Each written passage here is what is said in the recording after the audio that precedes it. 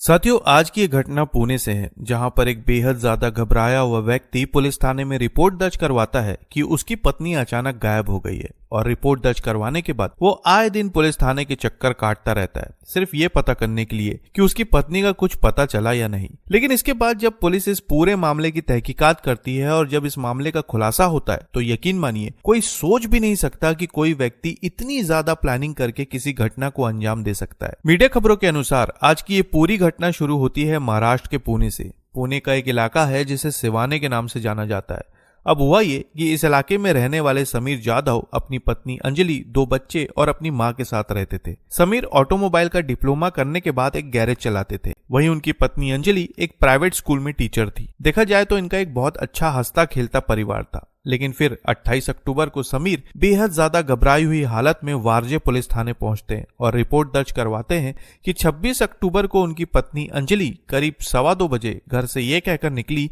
कि वो अपने किसी दोस्त से मिलने जा रही है, लेकिन उसके बाद वो घर वापस नहीं लौटी। उन्होंने हर जगह उसकी तलाश करने की कोशिश की, उसके दोस्तों से, रिश्तेदारों से संपर्क किया, लेकिन अंजलि का कुछ भी पता नहीं चला। उसे समझ में नहीं आ रहा था कि अचानक अंजलि कहाँ गायब हो गई। अब पुलिस समीर के कहे अनुसार अंजलि की गुमशुदगी की रिपोर्ट दर्ज कर लेती है और अपनी जांच में जुट जाती है। लेकिन फिर आए दिन समीर पुलिस थाने पहुंचकर ये पता लगाने की कोशिश करता है कि उसकी पत्नी का कुछ पता चला या नहीं। और जब कभी भी वो पुलिस थाने आता है, पुलिस वाले उसे आश्वासन देते हैं कि वो जल्द ही उसकी पत्नी को ढूंढ लेंगे, जिसके बाद वो मायूस होकर अपने घर वापस चला जाता है। अब हर रोज समीर का यही रूटीन बन गया था, पुलिस थाने जाना और अपनी पत्नी के बारे में पता करना। दूसरी तरफ पुलिस लगातार अंजलि की तलाश में जुटी हुई थी, लेकिन उसका कुछ भी पता नहीं चल रहा था। जिसके बाद पुलिस ने आसपास के लगे सीसीटीवी फुटेज खंगालने शुरू किए और तब जाकर एक बेहद चौंकाने वाली फुटेज सामने आई। कई सीसीटीवी फुटेज खंगालने के बाद पुलिस को एक फुटेज में अंजलि और समीर दिखाई दिए और आखिरी बार अंजलि को समीर के साथ ही देखा गया था। इस फुटेज के बाद पुलिस का शक सीधा समीर पर गया।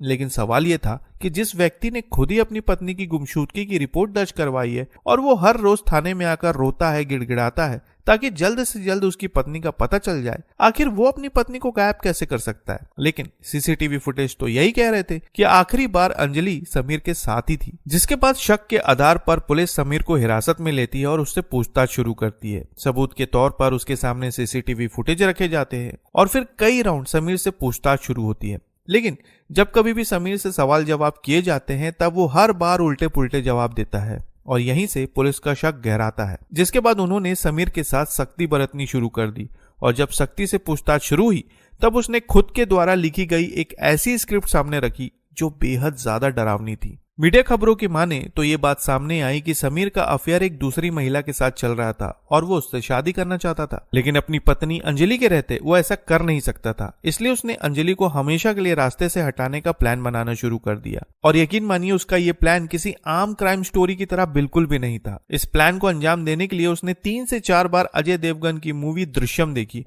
और हर बार मूवी देखने के बाद वो अपने प्लान में कुछ बदलाव करता और आखिरकार 4 बार मूवी देखने के बाद उसने एक ऐसा प्लान बनाया जो किसी के भी रोंगटे खड़े कर सकता था। अपनी पत्नी को रास्ते से हटाने के लिए उसने 26 अक्टूबर को अपनी पत्नी से ये कहा कि उसने शिंदेवाड़ी में एक गोदाम किराए पर लिया है जो पुणे से करीब 25 किलोमीटर दूर है, तो चलो आज मैं तुम्हें वो गोदाम दिखाकर लाता हूँ। अब अंजलि बिना कुछ सोचे समझे समीर के साथ गोदाम देखने के लिए चली गई। लेकिन उसे क्या पता था कि गोदाम में समीर ने पहले ही सारी प्लानिंग कर रखी है। गोदाम में उसने एक लोहे की भट्टी बनाई थी जिसका इस्तेमाल वो अपने इस प्लान में करने वाला था। अब कार से समीर और अंजलि शिंदेवाड़ी पहुंचे और रास्ते में समीर ने अंजलि के लिए भेल लिया। गोदाम पहुंचने के बाद अंजलि ने भेल खाना शुरू किया और तभी मौके का फायदा उठाकर समीर ने अचानक अंजलि पर हमला कर दिया, जिसकी वजह से उसकी सांसें थम गई। इसके बाद उसने लोहे की भट्टी में लकड़ियां डालना शुरू किया जिसे वो करवे नगर से लेकर आया था। अब जैसे ही भट्टी में आग भड़कने लगी, तभी उसने उस भट्टी में अंजलि को फेंक दिया। फिर राख को उठाकर उसने पास की ही नदी में बहा दिया। इसके बाद पुलिस को गुमराह करने के लिए उसने अंजलि के मोबाइल से एक दूसरे व्यक्ति को आई लव यू वाला मैसेज भेजा,